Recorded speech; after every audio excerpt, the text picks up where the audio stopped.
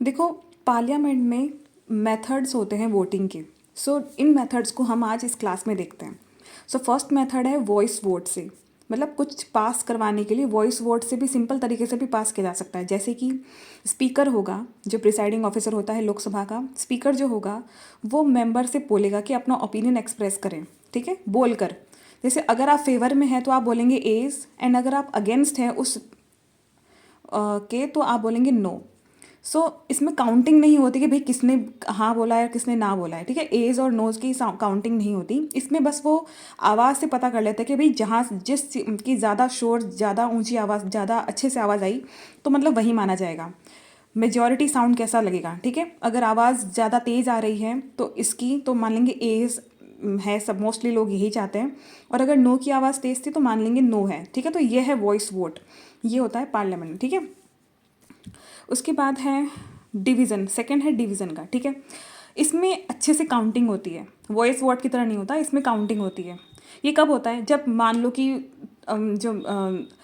सब तैयार नहीं हैं, उन लोगों को लगता है कि भाई वॉइस वोट है, वो सेटिस्फाई नहीं होते कि जो स्पीकर है उन्होंने गलत डिसीजन लिया है। हम मोस्टली लोगों ने ना कहा था और उन्होंने हाँ का ले लिया, या फिर हाँ कहा था और ना का ले लिया, ठीक है, एज ज़्यादा थे।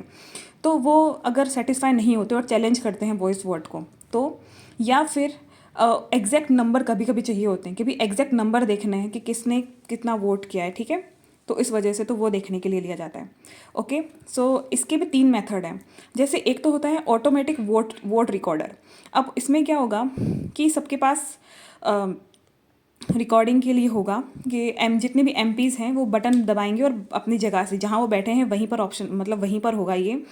वो इलेक्ट्रॉनिकली क्या कर सकते हैं, अपनी हाँ या ना को बता सकते हैं, ये रिकॉर्डेड रहेगा। और वो वहाँ से बटन दबा देंगे कि भाई यस या नो का, ए का और एज का, और नो का, ए का और नो का, वो बटन दबाकर बता सकते हैं। तो ये क्या होगा, ऑटोमेटिक वोट रिकॉर्डर होगा, ठीक है, जहाँ है वहीं से। एक होता है कि उनको स्लिप दी जाए जिसमें एज की या नोज़ की, ठीक है। और फिर वो क्या करेंगे, एमपीज़ को दी जाएगी, वो उसको फिल कर देंगे कि भाई उनका क्या है, हाँ है तो हाँ की तरफ, ना है तो ना की तरफ कर देंगे। और फिर उसकी काउंटिंग होगी। अब देखो ये काउंटिंग क्या है, ये कब होती है, ये काउंटिंग जब स्लिप वाला काम कब होगा, जब मशीन क्या तो फेल हो जाए कि भाई इलेक्ट्रॉनिकली काम ही नहीं कर रहा।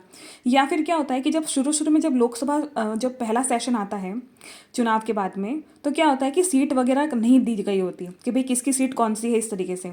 तो उस वक्त भी ये स्लिप वाला ऑप्शन, मतलब ये इस तरीके से वोटिंग की जाती है, कैसे, एज एंड नोज की स्लिप देकर, ठीक है। तो 2 तरीके हमने देख लिए, एक तो ऑटोमेटिक इलेक्ट्रॉनिकली होता है, जहाँ बैठे हैं वहीं पर ऑप्शन होगा, स्क्रीन होगी, आप अपना दे सकते हो उस हिसाब से, और वो रिकॉर्ड भी होगा।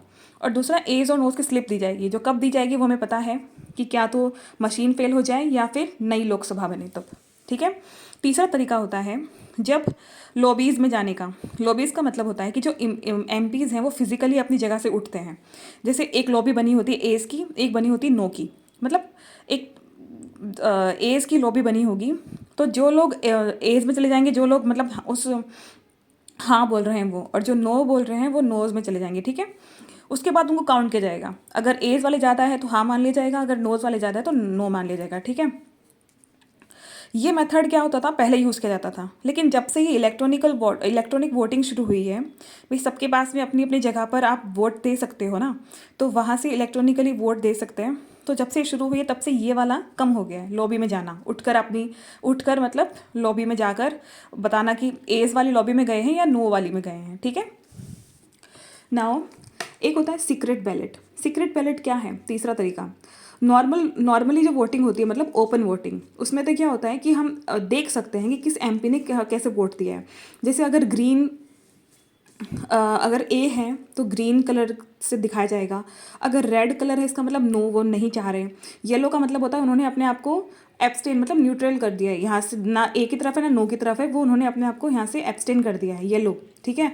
तो ये सीक्रेट, लेकिन सीक्रेट बैलेट में क्या होता है कि वोटिंग तो होती है, लेकिन वाइट कलर की जो लाइट होती है वो दिखा देते हैं कि हाँ उन्होंने वोट दिया है, लेकिन ये नहीं दिखाते कि ग्रीन, रेड या येलो, कि ये छुपा ले जाता है, मतलब सीक्रेट होता है ये, कि उनकी चॉइस को रिकॉर्ड कर लिया गया लेकिन वो हिडन होगी, ठीक है।